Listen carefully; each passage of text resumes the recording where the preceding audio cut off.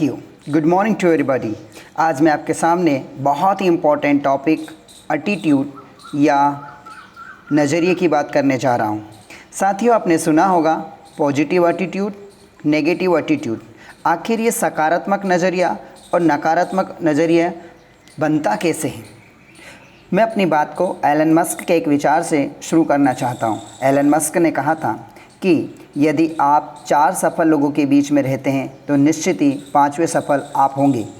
ये किस आधार पर कहा होगा? इसके पीछे एक मुख्य कारण है कि आप जिन लोगों के बीच में रहते हैं उन लोगों के अनुसार ही आपके नज़रिए का निर्माण होता है।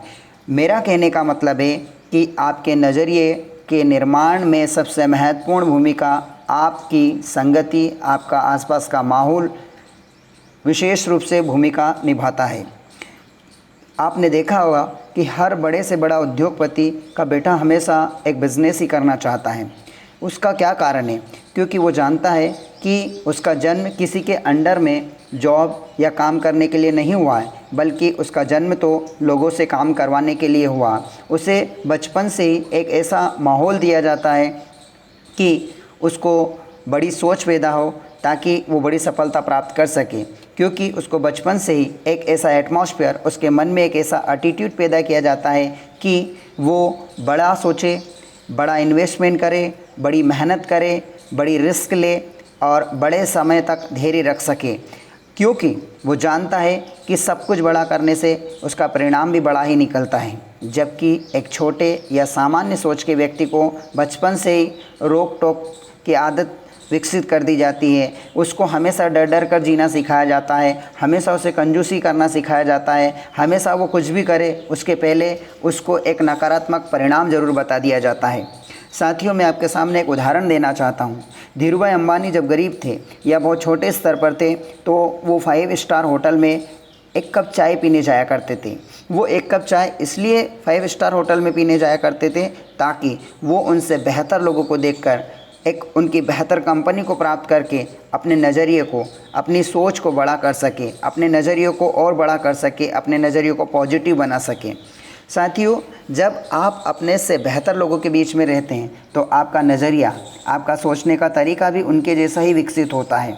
जबकि आप अपने से बदतर लोगों के बीच में रहते हैं तो आपका नज़रिया उनके जैसा ही बनेगा। एक मूवी है जो 1977 में आई थी, उसका नाम था परवरिश। इसमें अमिताभ बच्चन होते हैं जो कि एक डाकू के बेटे होते हैं और एक पुलिस वाले के घर में रहकर एक बहुत ही ईमानदार पुलिस ऑफिसर बनते हैं।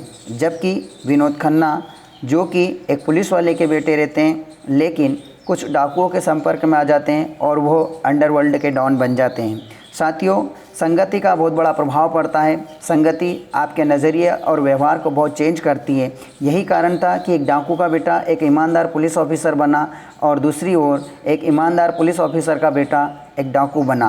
कहने का मतलब, उदाहरण के लिए मैंने एक उदाहरण सुना था कि यदि ABC आप अपने आप को B मान ले तो आपने आपके साइड वाले A और C से हमेशा प्रभावित होंगे। साथियों, आप अपने आप का भविष्य इस बात से निश्चित कर लेते हैं कि आप किन लोगों के बीच में रहते हैं, आपके आसपास कैसे लोग हैं। जिस तरह के आप माहौल में रहते हैं, जिस तरह के लोग आपके आसपास हैं, उसी के आधार पर आप अपना भी विकास, अपनी उन्नति या अवनति निश्चित कर सकते हैं। आप निश्चित कर सकते हैं कि मेरा आने वाला भविष्य कैसा होगा। आप यदि अपने से बेहतर, आप अपने से ज़्यादा क्वालिटीफुल, आप अपने से ज़्यादा नॉलेजेबल लोगों के बीच में रहते हैं तो निश्चित तौर पे आप में भी वही गुण आएंगे। लेकिन यदि आप अपने से लो लेवल, आपसे छोटी सोच वाले, नकारात्मक सोच वाले ऐसे लोगों के बीच में रहोगे तो आपका भी ऐसा ही नज़रिया, आपका भी ऐसा ही व्यवहार और आपकी भी ऐसी ही सोच होगी। जैक मा, जो कि चीन के सबसे अमीर व्यक्ति हैं, उन्होंने एक बहुत अच्छी बात बोली थी कि आप यदि एक बंदर के सामने पैसे और केले दोनों रखोगे तो निश्चित तौर पे बंदर केले को चुनेगा, जबकि एक बुद्धिमान व्यक्ति पैसे को चुनेगा, क्योंकि बुद्धिमान व्यक्ति ये जानता है कि वह पैसे की सहायता से कई केले खरीद सकता है। साथियों, ये सब होता है हमारे नज़रिए के कारण, हमारे व्यवहार के कारण। हम बुद्धिमान हैं, गॉड ने हमें बुद्धि दी है, हम उसका इस्तेमाल कैसे करते हैं, हम अपने आप को कैसे बेहतर बना सकते हैं, ये हम अपने विवेक का इस्तेमाल करके, अपनी बुद्धि का इस्तेमाल करके हम अपना खुद का फ़ायदा और नुकसान दोनों खुद ही निश्चित कर सकते हैं। इसके लिए बहुत ज़्यादा ज्ञान की ज़रूरत नहीं है, इसके लिए बहुत ज़्यादा मार्गदर्शन की ज़रूरत नहीं है। हमें भी पता है कि कौन सी चीज़ करने से हमारा फ़ायदा होगा और कौन सी चीज़ ना करने से हमारा नुकसान होगा। लेकिन इसके बावजूद भी यदि हम सही चीज़ को नहीं करते हैं तो यहाँ हमारी गलती होगी। हम अच्छे और सकारात्मक नज़रिए का निर्माण कैसे कर सकते हैं? नंबर 1, आप अपने से बेहतर लोगों की संगति को चुनें, अपने से बेहतर लोगों की कंपनी को ज्वाइन करें। जब आप उन लोगों के बीच में रहेंगे तो आपका भी व्यवहार और सोचने का तरीका उनके जैसा बदलेगा। नंबर 2, बेहतर साहित्य या लिटरेचर का अध्ययन करें। आप ऐसी बुक्स, मैगजीन्स या पेपर्स पढ़ें जो आपको मोटिवेट करें, जो आपको आगे बढ़ने के लिए इंस्पायर करें। नंबर 3, यूट्यूब पर आप मोटिवेशनल और इंस्पिरेबल वीडियो देखें जो आपकी क्षमताओं को बढ़ाएं, जो आपके अंदर आगे बढ़ने की एक आग को पैदा करें, जो आपको आगे बढ़ाने के लिए प्रेरित करें। साथियों, चौथी चीज़ है, खुद की क्षमताओं को जानें, क्योंकि जब तक आप अपनी क्षमताओं को नहीं जानेंगे आप अपनी लाइफ में आप बेहतर कार्य नहीं कर सकते, क्योंकि दूसरे की क्षमता उसी उदाहरण की तरह है जो आपका खुद का नहीं है।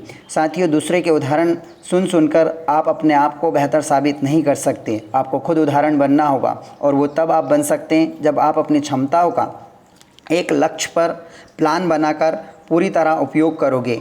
तो निश्चित तौर पर आप भी वो कर सकते हो जो दुनिया के बाकी लोगों ने किया है, क्योंकि वो भी इंसान है, हम भी इंसान हैं। बस अंतर है केवल एक सोच का और किसी कार्य के लिए खड़े होकर उस काम को शुरुआत करने का। तो आइए हम एक संकल्प लें कि हम एक लक्ष्य को साधेंगे, उसके लिए प्लान बनाएंगे और उसके बाद उस पर एक्शन लेकर जब तक उस लक्ष्य में हम पूर्णतः सफल नहीं होंगे उस काम को छोड़ेंगे नहीं। चाहे हज़ारों बार